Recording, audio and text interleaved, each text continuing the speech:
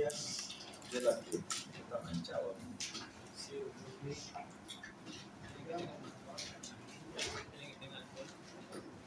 Algo tiene alcohol para borrar esto.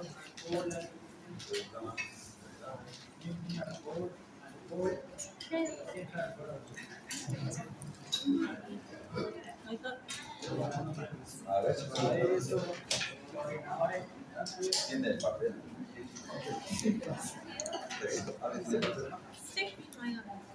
Bueno, vamos a ver lesiones secundarias de la piel. Este espacio le van a abrir, por favor. Este espacio.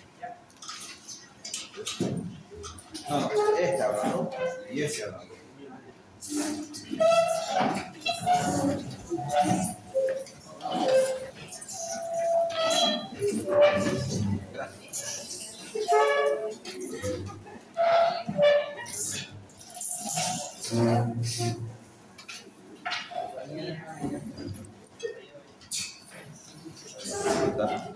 Por favor, por favor.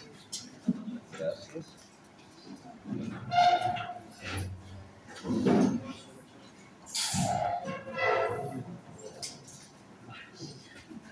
Está mejor, ¿no?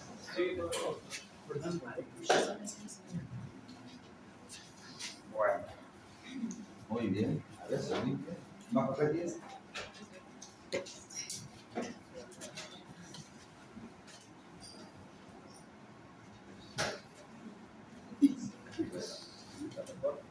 Excelente. Bueno, entonces vamos a ver lo que son las lesiones primarias y obviamente las secundarias de la piel. Dijimos estas que se van a sentar en lesiones primarias prácticamente, ¿no? Son lesiones elementales secundarias que se van a asentar en las lesiones primarias. Puede ser por pérdida de sustancias, por ejemplo, en las corrosiones, úlceras, heridas, fisuras o lesiones caducas, escamas, costras, pueden ser secundarias a lesiones primarias, ¿no? También pueden ser residuales como las atrofias o las cicatrices. Lesiones por rascado, puede ser una exfoliación, lignificación, otras especiales, por ejemplo, en relación a vegetaciones, surcos, se puede dar alopecia, infiltración y demás, ¿no? Entonces, en la exfoliación, por ejemplo, está constituida por una masa de epidermis descamada. Ahí se pueden ver pacientes, por ejemplo, que tienen lesiones en la histiosis, por ejemplo, se puede dar. En escamas, por ejemplo, acá en la famosa psoriasis, que se puede dar en las lesiones, sobre todo puede iniciarse en la parte de los codos, o las rodillas, y puede dar justamente descamaciones. Pacientes, por ejemplo, que han hecho dermatitis, igual pueden producir descamaciones. Costras, secundarias a procesos infecciosos, una pústula, un impétigo, puede producir justamente una costra, la acumulación de exudados desecados que se van a dar en la superficie. También pueden ser estas costras secundarias a lesiones primarias, abscesos que van a poder darse y así, ¿no? Lesiones costrosas. Escoriaciones son ablaciones de la piel. Uno lo puede realizar prácticamente en el rascado, puede darse, claro que sí. Fisuras, ahí se puede ver, grietas que se van a dar en la piel, probablemente en la región plantar se podría dar con mayor frecuencia. Esto llega hasta el seno del corio, ¿no? Este tipo de fisuras. Ahí están otras, en las palmas de las manos. Úlceras, pérdida cutánea de sustancia, que puede darse de forma circunscrita, puede ser este tipo de úlceras por presión, por ejemplo. Van a extenderse hasta el corio, pero la característica, por ejemplo, de estas podrían ser, hay unas que se dan, por ejemplo, en el impétigo, herpético, se puede dar, también se puede dar por presión. Recuerden que hay pacientes que tienen escaras por decúbito, empiezan con lesiones ulcerativas. Ahí está, otra úlcera. Estas, por ejemplo, son lesiones ulceradas, pero por presión, ¿no? Pacientes postrados, encamados, que no deambulan, empiezan con lesiones primarias, luego empiezan a secundarias, y empiezan a hacer úlceras, y después ya van a llegar, pues, van a ser mucho más profundas que estas úlceras. Heridas, ¿quién no tiene herida? Puede ser por un traumatismo, o una sustancia, o con un arma cortante, o una lesión de rascado, dependiendo, ¿no? O también puede ser una herida quirúrgica, no sé, puede ser traumática. Una fístula, estas fístulas pueden ser secundario a drenaje de lesiones como abscesos, pueden drenar. Por ejemplo, acá se puede ver una escrófula, pacientes que tienen tuberculosis empiezan a hacer lo que se llama fístulas, una comunicación que se da, por ejemplo, entre los ganglios, entre los abscesos que tiene el paciente en la región por donde el cuello es clásico, y empiezan a drenar, tienen que hacer una fístula. O pueden ser también en este tipo fístulas pleurocutáneas, pueden drenar digamos, derrames pleurales que llegan a ser en pie, si digamos no hay un tratamiento adecuado. Se puede hacer una fístula pleurocutánea, se puede abocarse el contenido de la pleura hacia el exterior. Ahí se puede ver a otro paciente en el cuello con escrófula, cuando la tuberculosis ganglionar fistuliza, se llama escrófula, ¿no? En la TV ganglionar. Cicatrices, esto ya es formación de tejido conjuntivo por pérdida anterior de sustancias del corio. Algunas pueden ser hasta lesiones queloideas, ¿no? Pueden estar en las cicatrices. Ahí está, por ejemplo, esto es un queloide. Bueno, cicatrices post-incisiones quirúrgicas, un sinfín puede haber. Recordar que estas pueden ser, dependiendo, mediana, por ejemplo, desde espinal, en la región posterior, en la región anterior puede haber varios tipos de incisiones cicatriciales, por ejemplo, la de Kocher, que es para vesícula, ¿no? Por debajo del reborde costal, la de Pfannenstiel, que es en la región del hipogastrio, generalmente para una cesárea, para que no se note, ¿no? La Pfannenstiel en las damas generalmente. O hay varios tipos de incisiones, infraumbilical, que se podría dar. Hay esto la de Pfannenstiel, por ejemplo, que se puede dar la cicatriz, se puede dar una cesárea, o puede ser una cirugía ginecológica, ¿no? Personas, digamos, que son jovencitas, por decir, que tengan 18 o 17 años, para que no les quede cicatriz, hacen este tipo de incisiones en cirugías ginecológicas, o tranquilamente en las cesáreas también. Como ven, no va a quedar tan visible la cicatriz. Incisión de Pfannenstiel, ¿no? Escaras. Estas son por compresión, por ejemplo. Pacientes postrados empiezan a necrosarse los tejidos. El paciente que está mucho tiempo postrado, no deambula, no camina. Hay una compresión, sobre todo en las partes óseas, región sacra, en la región, por ejemplo, de los talones, en la región de los codos. Se puede dar este tipo de escaras por compresión. Miren, este paciente está mucho tiempo postrado, en la región sacra, en la región glútea más, ¿no? Escoriaciones provocadas por el rascado suelen ser lineales, como se puede ver acá, ¿no? Afectan la epidermis y a veces también la dermis. Pueden dejar cicatrices residuales, ¿no? Cuando es muy intenso el rascado.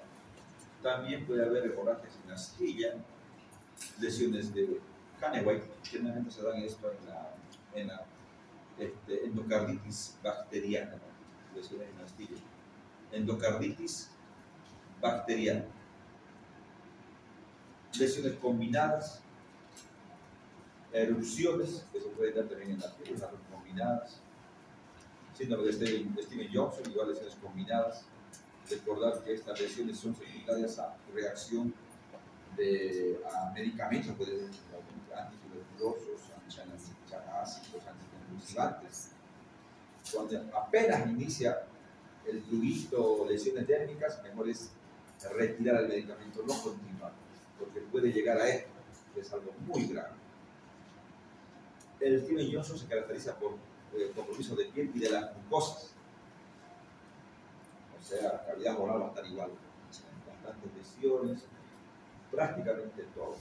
Y esto es grave, muchos pacientes fallecen con Steven Johnson. Entonces, si empiezan con lesiones de hipersensibilidad, o sea, de alergia, retirar la medicación inmediata. También podemos tomar en cuenta la regla de los 9, pacientes grandemente quemados. Por ejemplo, este paciente se comporta como un paciente quemado.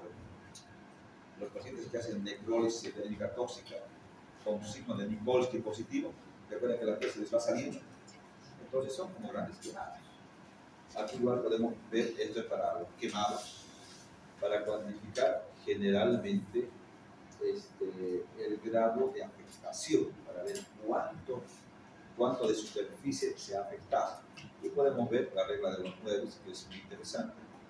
Miren, 9 en el tórax anterior, 9 en el posterior, abdomen 9, región pumbosacra 9, y bajando el 9 en la parte anterior de los muslos o de los miembros inferiores, 9 en la parte posterior, 4 puntos de significa adelante en los miembros superiores, y así, sumado se hace 99 y 1% en la región genital, que te da 100%.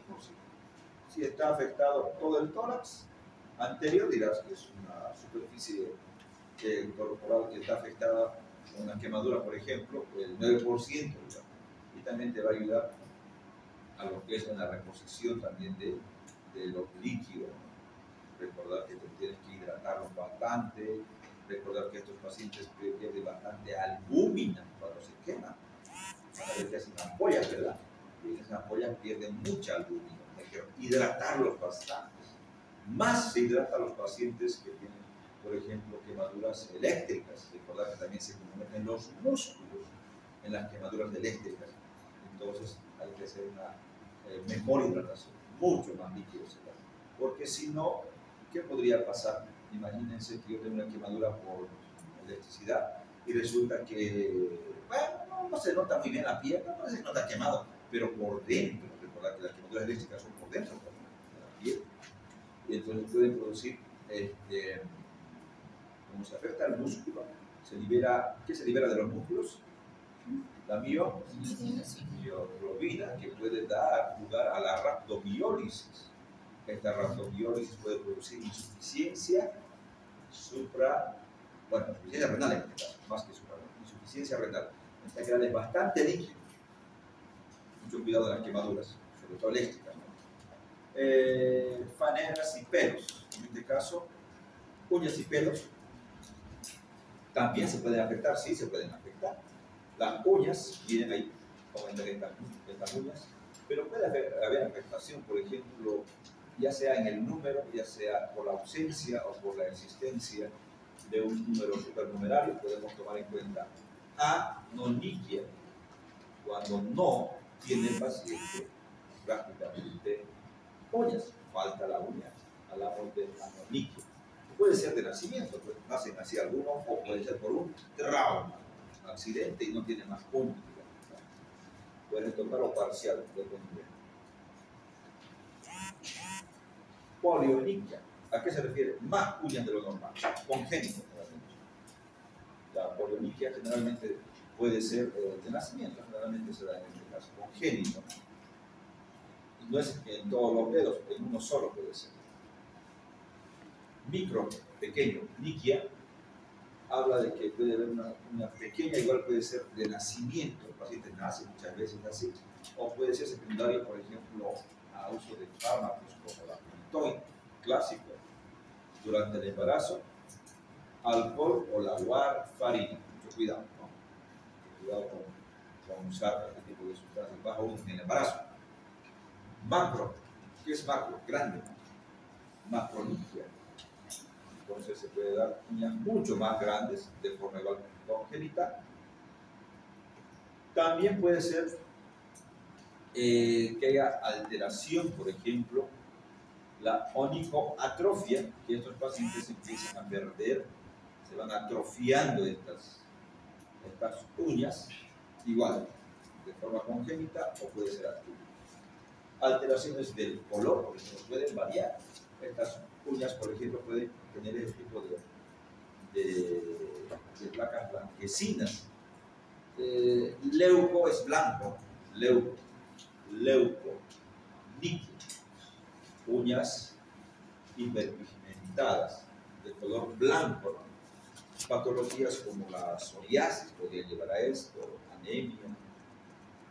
En la cirrosis hepática se la llama uñas de Terry, hipoalbuminemia, uñas de Weber, se puede dar, insuficiencia renal, uñas pueden ser mitad y mitad también con este tipo de lesiones. Pero no solamente el color blanco pueden ser también hiperpigmentadas, miren. Puede darse, por ejemplo, melanoniquia. Recordar que tenemos que tomar en cuenta que pueden ser tipo lunares de nuevo, o neuma, más conocido como neuma.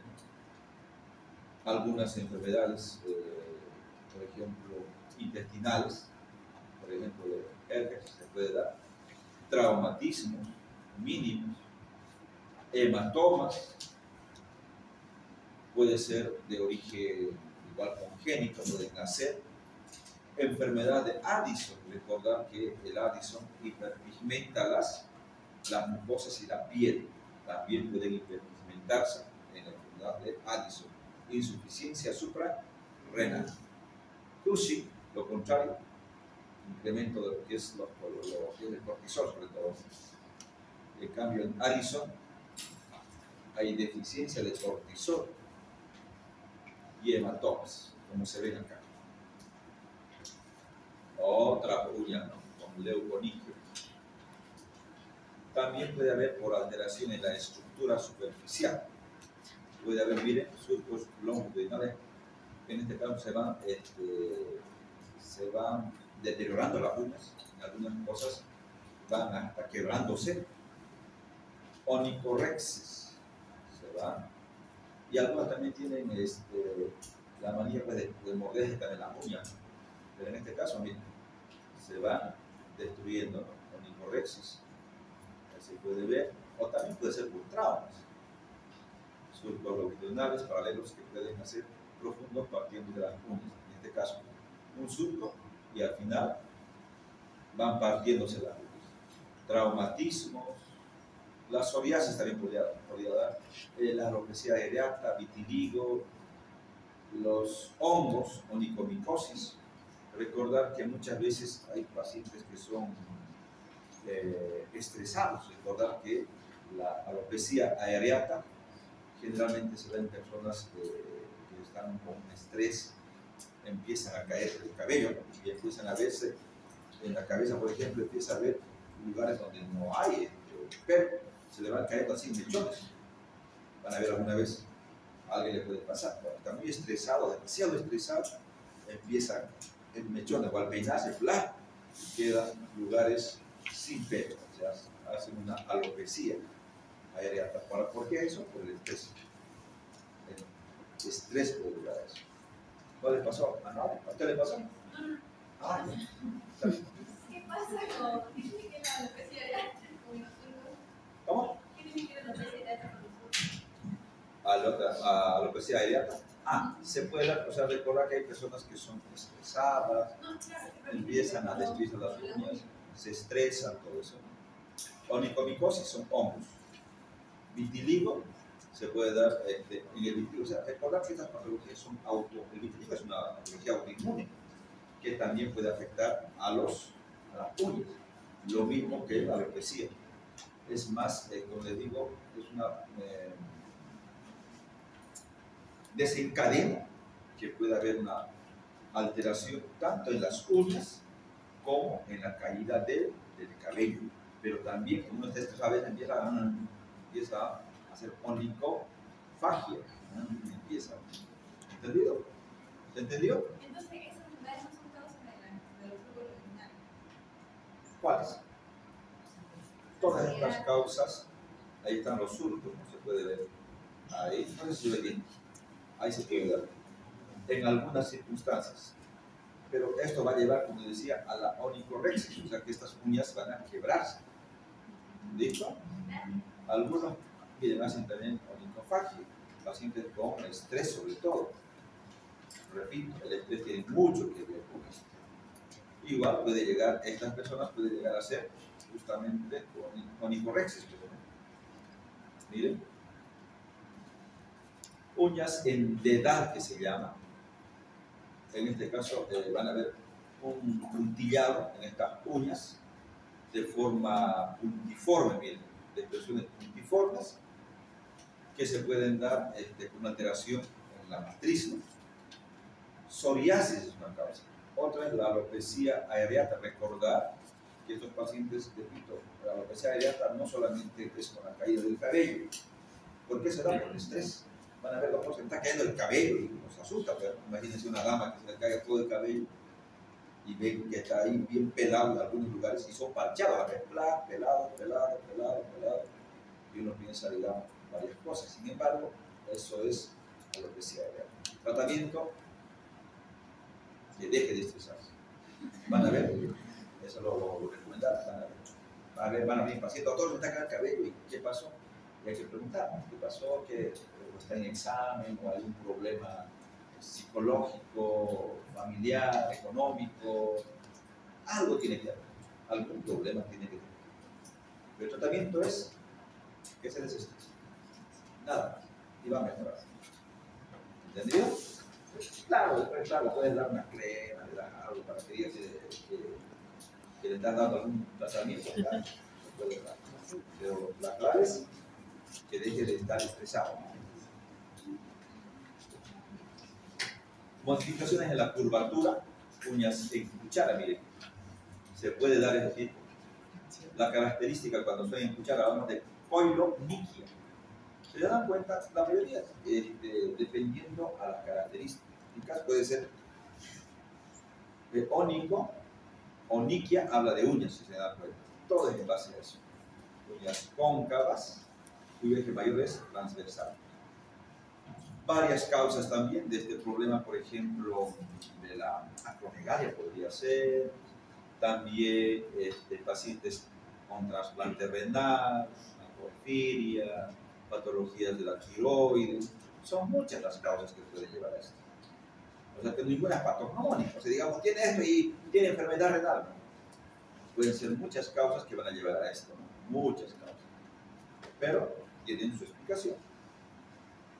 Uñas en vidrio, desde luego, clásicas que vemos en los pacientes, por ejemplo, van a ver acá, estas uñas tienen mejor o mayor convexidad. Pacientes con patologías crónicas, tanto cardíacas, pulmonares o hepáticas. Miren, se puede ver en estos pacientes que el ángulo que uno forma, está en el ejemplo, ¿lo ve? Normalmente uno puede aproximar la parte distal de las uñas, se topan, uno coloca de esta manera, la parte distal de las uñas van a tener, miren, contacto, por decirlo así. En estos pacientes que tienen uñas en vidrio, queda más o menos así, la parte distal quedan separadas, ¿no? ¿Por qué? Porque hacen estas uñas en vidrio de reloj. Una persona normal, generalmente las uñas, la parte distal, se ponen en contacto. Estas son uñas en vidrio de reloj, llamadas también dedos hipocráticos, también se los llevan a los dedos, o el palillo de tambor. ¿En qué patologías? Patologías crónicas, tanto neumológicas, por ejemplo, con la hipoxia crónica o fibrosis pulmonar. Puede ser también pacientes con cáncer, se podría dar. Patologías digestivas, por ejemplo, cirrosis hepática, patologías con cardíacas crónicas. La fisiopatología es la hipoxia de forma crónica. También se puede dar el engrosamiento del lecho subunguial, ¿no? En este caso podemos hablar de paquionychia. Generalmente se puede dar una hiperkeratosis en la piel, se asocia generalmente a sordera, cataratas, y también puede ser congénita. Miren estas uñas encorvadas, onicogrifosis. Generalmente se puede dar por engrosamiento, ¿sí?, de las uñas, pero en personas ya de edad avanzada, vamos a ver, generalmente. También vasculopatías periféricas, falta de corte de las uñas también puede ser, ¿no? Hay una elongación y además aumento de la curvatura de las uñas. Onicolisis, se va a desprender la lámina a partir del borde libre hacia la luna sin pasarla. Traumática puede ser, que ha tenido, digamos, un accidente y ¡pah!, se hizo agarrar los dedos, digamos, una puerta, no sé qué. Traumática, pero también puede ser por una onicomicosis, o sea, hongos, la psoriasis, miren también, las anemias pueden llevar a él. Los famosos uñeros, o uñas encarnadas, ¿cómo se las llama? Onicocriptosis, los uñeros, ¿no? Seguramente les van a sacar bastantes uñeros. Los pacientes vienen, vienen con sus uñeros, y bueno, pues se sacan. Entonces, hay que saber sacar estos uñeros. Hay varias formas, hay varias técnicas. Cuando vean cirugía seguramente van a poder hacer la técnica, pero una, por ejemplo, es infiltrar alrededor con lidocaína, pero con lidocaína sin adrenalina, ¿sí?, ¿no? Las infiltras, queda anestesiado, pues ya, si es, en algunos casos se puede sacar toda la uña, pero generalmente se saca nuevamente la parte lateral de la uña. Y claro, bien, los pacientes van a ver, porque van a ser seguros que van a retirar. Y los hongos, onicomicosis. Acá en Santa Cruz, por la humedad, hay bastante onicomicosis. Entonces es importante, sobre todo por la humedad práctica. Van a ver, el tratamiento de esta onicomicosis un poco complicada, es eso. No es que, digamos, das un medicamento y en el día desaparece, no, es largo. Puedes usar tratamientos, por ejemplo, esto es común, van a ver también. Tratamientos en forma de lacas, hay lacas que se llaman aplicaciones en laca, o sea, son como ¿cómo se llama para quitar las uñas? Adhesivos, ¿no?, como esmalte en lacas, y uno se va aplicando todas las noches. También se aplica en las noches, no en el día. ¿Por qué? Porque por lo menos tiene que estar unas 8 horas, tiene que estar digamos, sí, retirado. Y lo haces en el día, pues estás tocando, te lavas, a lo que en la noche lo dejas toda la noche. Y el tratamiento es largo, generalmente son entre 6 meses a 1 año de tratamiento en este tipo de onicomicosis, pero desaparece. Pero es para pacientes. Cuando vean dermatología, seguramente van a ver este tipo de lesiones y cómo se debe tratar. Ahora hay medicamentos en base a ¿cómo se llama esto? Antimicóticos. Está el fluconazol, está también la tetinafina, está también lo que es, hay un sinfín de medicamentos antifúngicos, ¿no? Itraconazol, ketoconazol, varios. Pero el tratamiento es largo. La solución no es retirar la uña, es tratarla. ¿Entendido? Muy bien. Ahí están las uñas con onicomicosis. También puede haber este tipo de uñas amarillas, el síndrome de uñas amarillas, que se puede dar, por ejemplo, en un paciente que puede tener lesiones pulmonares, derrame pleural, linfadenopatía y estas uñas amarillas. Tendríamos que pensar, a esto se llama síndrome de uñas amarillas. Tenemos uñas amarillas, pensemos que no tendrá un derrame pleural, una neumopatía. Y en general, cuando nosotros tenemos los nevos, son malformaciones circunscritas en relación a los nevos, que pueden ser congénitos o adquiridos. Se calcula que más del 95% de la población tiene más o menos nevos melanocíticos. Pero nosotros tenemos que saber que estos nervios pueden volverse en melanomas. Pero tenemos que aplicarlo. ¿Se acuerdan? A, B, C, D, E. A de asimetría, B de bordes irregulares, C color variado, diámetro modificado y elevación de la lesión. Si tenemos algo de esto en un nervio, en un lunar, seguramente se está volviendo maligno. Mucho cuidado, mucho cuidado. En relación a las glándulas, podemos indicar de que estas glándulas pueden producir excesivamente lo que es la sudoración. Se puede ver en la hiperhidrosis, las écrinas que están en las manos, pies y axila, piel y la parte respiratoria, más o menos existen de 500 a 1000 por hora. Ya se dan cuenta. En este caso, nosotros, por ejemplo, tenemos que tomar en cuenta que hay personas que pueden tener hiperhidrosis, por ejemplo, excesiva sudoración, en otras palabras, ¿no? Pero no solamente puede ser de forma fisiológica, cuando uno, digamos, está en un clima cálido, pero también puede ser por un problema de una infección. Recordar que los pacientes que tienen fiebre, elevan la temperatura y empiezan a tener diaforesis, patologías endócrinas, metabólicas, por ejemplo, el hipertiroidismo. El hipertiroidismo, te debe recordar que la piel siempre está caliente y está húmeda. Entonces, se puede dar en este tipo de pacientes. O sea, muchas patologías pueden dar hiperhidrosis y también se puede dar normalmente cálido o personas con bastante peso también, o sea, obesas, podrían llevar a esto, ¿no? No simplemente puede significar que es una patología, también puede ser de forma fisiológica o metabólica en este caso, ¿entendido? Y otras patologías más, no solamente, repito, en la parte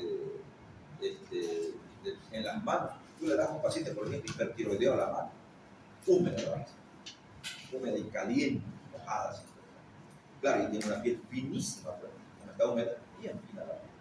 No es seca, resecada, al contrario del hipotiroidismo. El hipotiroideo, la piel es seca, bien quebradiza.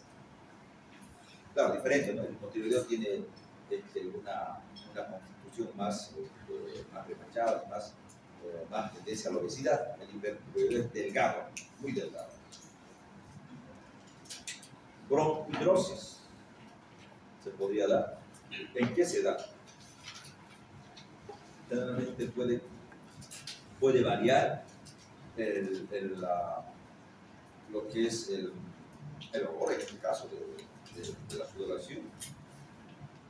En la semiología clásica antigua se decía, ¿no?, que uno, al percibir el olor de un paciente, podríamos sospechar de qué patología más o menos se trata. Si es un olor ácido, por ejemplo, hablamos de fiebre reumática. Recordar que la fiebre reumática es una patología que se da por el estreptococo pentahemolytítico, ¿no?, del grupo A de la Ansenfiel, que puede producir justamente. ¿Cuál es el adagio que dice? El adagio es: en la fiebre reumática muerde el corazón y lame las articulaciones, indicando de que la fiebre reumática puede dar una insuficiencia cardíaca y secundariamente una insuficiencia valvular. O estenosis también puede dar, como doble lesión, estenosis e insuficiencia mitral. O sea, la fiebre reumática, lo más grave que puede dar es, pues, problemas en las válvulas, ya sea estenosis o ya sea insuficiencia mitral o también tricuspidia podría ser. Conclusión, al sentir un olor ácido, de por ahí podríamos pensar en esto. Fiebre tifoidea, clásica tifoidea, a paja mojada. ¿Con qué hacen el diagnóstico de fiebre tifoidea? ¿Con qué laboratorio? ¿Estudiaron algún laboratorio para diagnóstico de salmonelosis, fiebre tifoidea? ¿Qué laboratorio se pide? Reacción de Vidal, dice. Sí, clásicamente, antes se pedía fiebre para fiebre tifoidea, salmonelosis, lo que es la reacción de Vidal, pero se usa con muchas patologías. No la usamos ya. En algunos lados veo que lo usan todavía en algunas regiones, pero no se usa ya más reacción de Vidal. Le sale positivo y no era, no puede ser un resfrío. O sea, cruza con muchas patologías. Entonces, ya nunca más pidan reacción de Vidal. ¿Entendido? A paja mojada, por ejemplo, es olor. Penetrante en la mucoviscidosis. Tuberculosis, ácido, la región axilar. O sea, va a depender mucho, ¿no?, del entrenamiento y la práctica. Que antes, por ejemplo, era así, ¿no? Antes, por ejemplo, para diagnosticar, qué sé yo, diabetes, en la historia que decía que uno se orinaba cerca a un hormiguero y las hormigas se llenaban, tenía diabetes, digamos. O sea, la clase. Y hacía, volvió a lo que es la medicina. Pero, a ver si se puede dar, no siempre es científico de por ahí, pero sí podríamos tomar en cuenta. ¿Entendido? ¿Qué es la anhidrosis? Signo, ausencia, agenesia congénita de glándulas. En la histiocytosis puede ser, esclerodermia, síndrome de Sjögren. ¿Por qué es el Sjögren? ¿Quién se acuerda?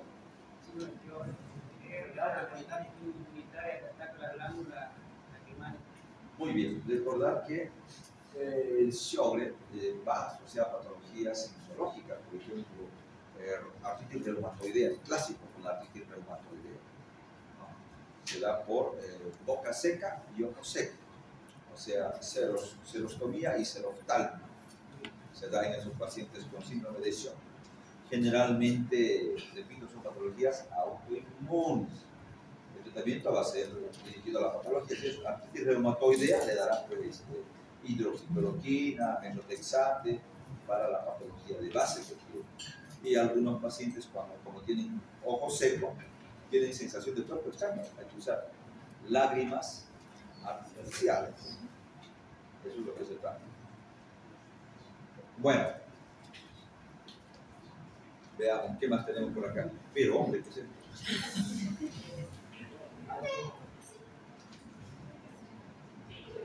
¿Qué es esto? ¿Miosis o miasis? Miasis. Es una miasis. Recordar, sí, es un paciente que tuvimos en el hospital, llegó así. ¿Por qué se da? ¿Depósito de qué? Caporiasis debido a depósito de qué? Depósito de los huevos de qué?